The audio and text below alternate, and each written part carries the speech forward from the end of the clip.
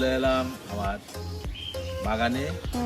নিচে বাগান আর কি, জমি এই যে বাগান করেছে নিচে, আমার অবশ্য ছাদেও একটা বাগান আছে যেটাকে বলা হয় ছাদ বাগান। সেটা আমি পরে এক সময় রাখবো আপনাদেরকে। বাগানে অনেক ফসলই করেছি।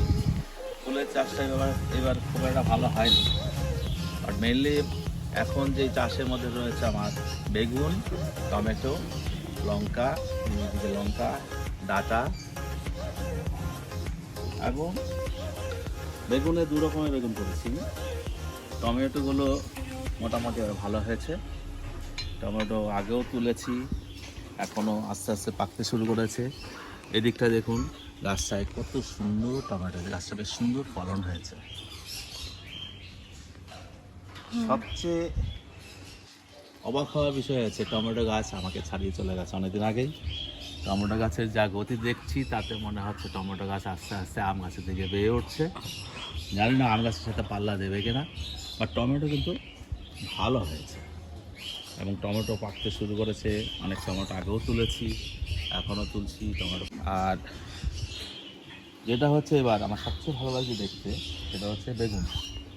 বেগুনের গাছের চেহারা এখন অব্দি খুব সুন্দর রয়েছে। দু রকমের বেগুন, একটা হচ্ছে মাকড়া, আর একটা হচ্ছে নর্মাল কালো বেগুন।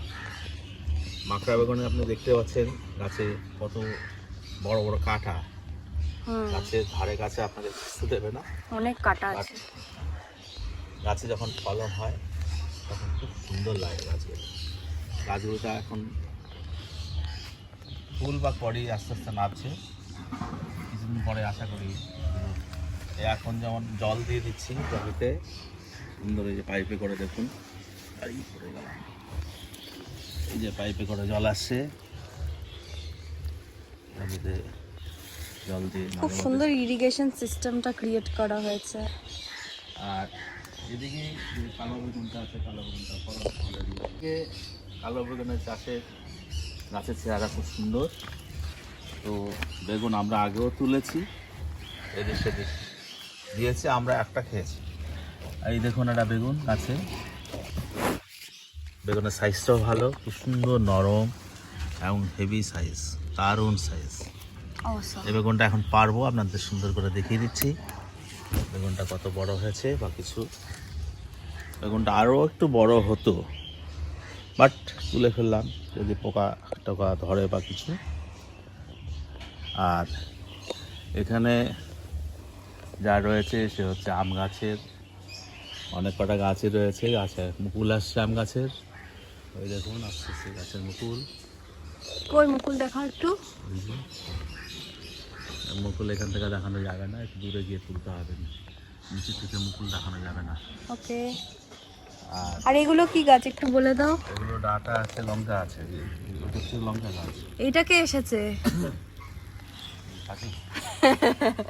বাড়ির পোষ্য সাথে মাঝে মধ্যে সহায়তা করে এন্টারটেনমেন্ট করার জন্য।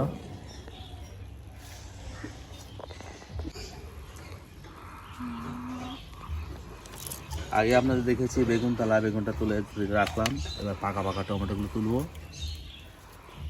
এইগুলো আস্তে আস্তে পেকে যাবে, থাক, তাও তুললাম না, কারণ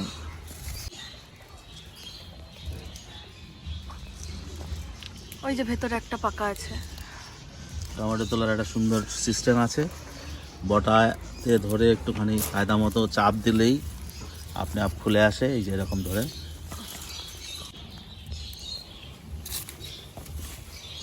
ওই যে ভেতরে খুব সুন্দর রয়েছে টমেটো।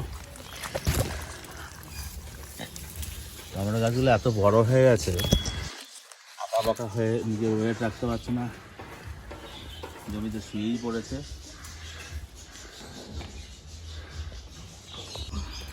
এটা একটা অন্য জাতীয় বেগুন। কি জাত? এটা টমেটো, এটাকে বলা হয় অবিনাশ। অবিনাশ? হ্যাঁ, এটা টমেটো প্রজাতি।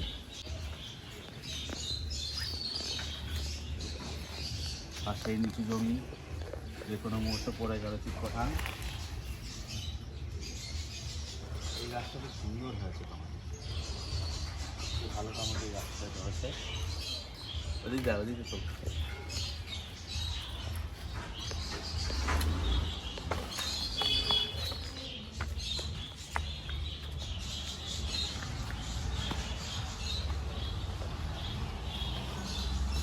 দেখুন গাছগুলোকে ধরে বেঁধে ঝুলিয়ে রেখেছি উপর থেকে, তা না হলে মাটিতে শুয়ে পড়লে গাছ পচে যাবে, পচলে ফলন হবে না। এই গাছটাতে সুন্দর সুন্দর টমেটো আছে, সত্যি খুব সুন্দর হয়েছে।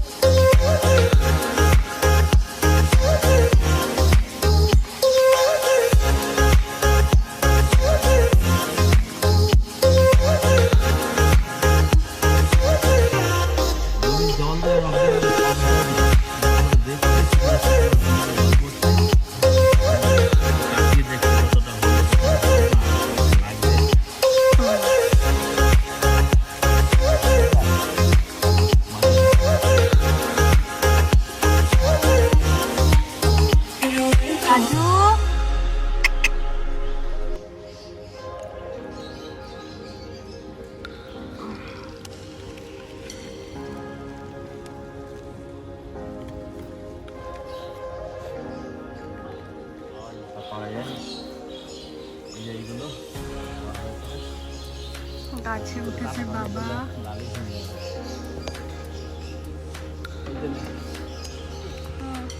এই তো রোয়ালগুলো পাড়া পড়ে হয়ে যাচ্ছে, পকেটে ভরি। বাবা রোয়ালগুলো গাছে উঠে পারছে, ওইগুলো পাড়া পেরে পকেটেই ঢোকাচ্ছে, বিকজ ইটস নট পসিবল। সবই পসিবল নয় না, নট ফর মি। এত হাইট থেকে আমার ক্যাচ করা সম্ভব নয় ছোট ছোট রোয়ালগুলোকে। দারুণ খেতে কিন্তু এগুলো। আমরা নুন আর লঙ্কা দিয়ে এটাকে বেটে খাই, টেস্ট লাইক হেভেন। আমি জানি না এটা বাজারে মার্কেটে এগুলো পাওয়া যায় কিনা, খুব বিরল প্রকৃতির একটা ফল।